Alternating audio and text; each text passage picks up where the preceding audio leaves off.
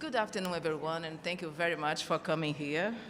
We are sorry we are late, but without further ado, I would like to hand over to the President of the General Assembly, Mr. Dennis Francis. Mr. President, the floor is yours.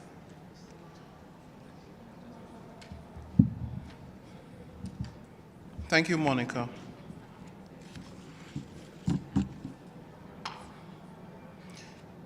My dear friends of the media, I'm particularly thankful to the heads of state and government, the President of the Republic of Poland, the Prime Minister of the Republic of Barbados, and of the Republic of Uganda, as well as the ministers and several high-level officials who took time out of their busy schedules to join us.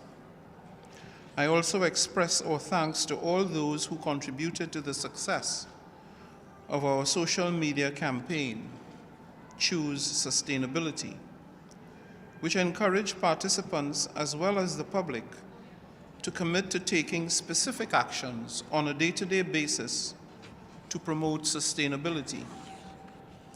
Thus far, 45 member states actively pledged or supported the campaign. Furthermore, our challenge on the Act Now app for the general public resulted in 147,706 actions, almost 600%, to be precise, 591% above our initial target of 25,000. I am delighted to note that more than 50 UN entities and civil society organizations partnered with us to promote this campaign. This week, we convened a high-level thematic debate on debt sustainability and socioeconomic equality for all, a high-level thematic event on tourism, a high-level meeting on sustainable transport, an informal dialogue on building global resilience and promoting sustainable development through infrastructure connectivity, and a global stocktaking to mark the completion of the UN Decade of Sustainable Energy for All. Following the global stocktaking, I launched a call to action to the international community to do the following: deliver on extending access to electricity to over 600 million people currently without it. Provide clean cooking solutions to over 2 billion people who still rely on harmful fuels to rapidly accelerate the transition to clean, renewable energy in a just, orderly, and equitable manner. To dramatically scale up finance and investment for developing countries, and to boost public-private partnerships, especially for technology transfer to the developing countries, in particular, the least developed countries, landlocked developing countries, and small island developing states. As we conclude, let us carry forward this momentum to the summit of the future and beyond, and turn commitments made this week into actionable and sustained efforts to meaningfully benefit prosperity, planet, and people. I thank you. We go to Martin once in wide, afterward Deji. Martin. Thank you, Mr. President. My question is, the issue of debt sustainability was highlighted during the week. My question is, did the week offer impressive solutions or a path forward for resolving this challenge? Thank you. Well, I think you're aware that the UN, we at the UN, all of us, have been promoting. In fact, we've been more than promoting, we've been insisting that the international financial architecture needs to be reformed in order to allow and to permit the poorest of the poor, the most vulnerable countries, that is the LDCs, the LLDCs, and the SIDS, But not only those, some middle-income countries as well who are stuck in the debt trap, to allow them the opportunity to be able to borrow from the multilaterals and on commercial markets at more affordable rates with longer periods of amortization, and yet at the same time to be able to invest in sustainable development.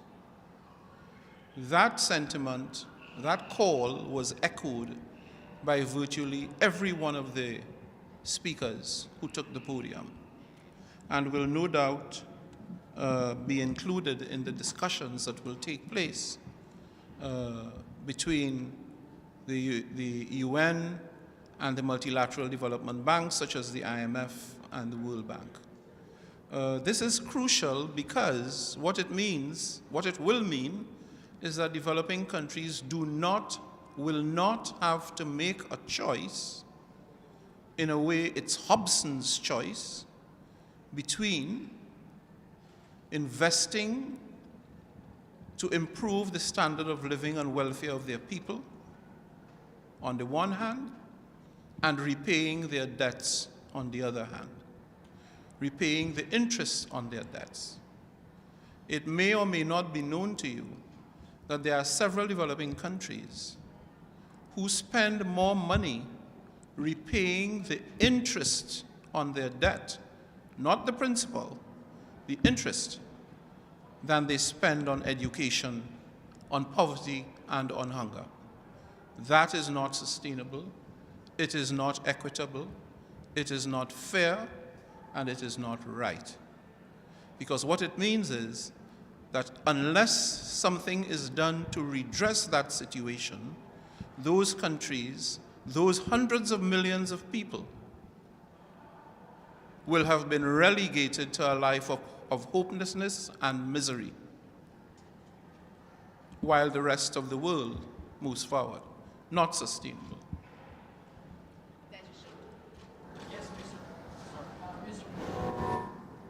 Mr. President, Dr. Xu with China Central Television. So my question, obviously we heard a lot of good ideas and people support on the sustainability this week with panelists and ministers and heads of state. But do you have confidence those good ideas could be implemented? And another question, if I may. Yesterday, Security Council just vetoed the Palestinian admission draft resolution. What do you want to say to those Palestinian people, and what can the GA do? Thank you. Let me take your first question first. Implementation is largely a matter of political will. So I suppose the question you're really asking is whether the political will exists to implement it. That is something we shall have to wait to see. I can't predict that it does. What I can say is that the decisions are implementable. And so we hope that the will be mustered to do what is necessary to deliver the Sustainable Development Goals. But at the end of the day, it's the member states that will determine the extent to which they are committed to moving forward to lift people out of hopelessness and misery. With respect to the resolution yesterday regarding Palestine and the role of the General Assembly, there are two possibilities. We are waiting in the Office of the President for the relevant players to advise us as to what the likely timing would be in which the matter will be taken up at the General Assembly. But that is as far as I can go, because to go further would be to speculate. And the one thing we do not do in this presidency is speculate. Thank you, Mr. President. Stefano Vaccaro, La Voce di New York, Ital Press.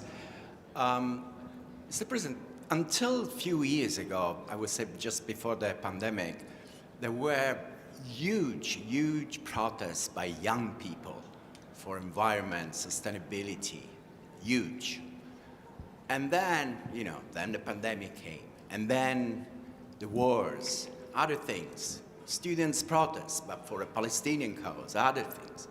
What is your message to those young people that before they were going on the street, new young people, the ones that were maybe too young, but now they should go on the street for environment? What is your message?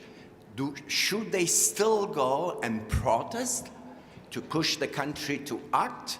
Or maybe, no, maybe this institution can go ahead and fix everything without the push from young people?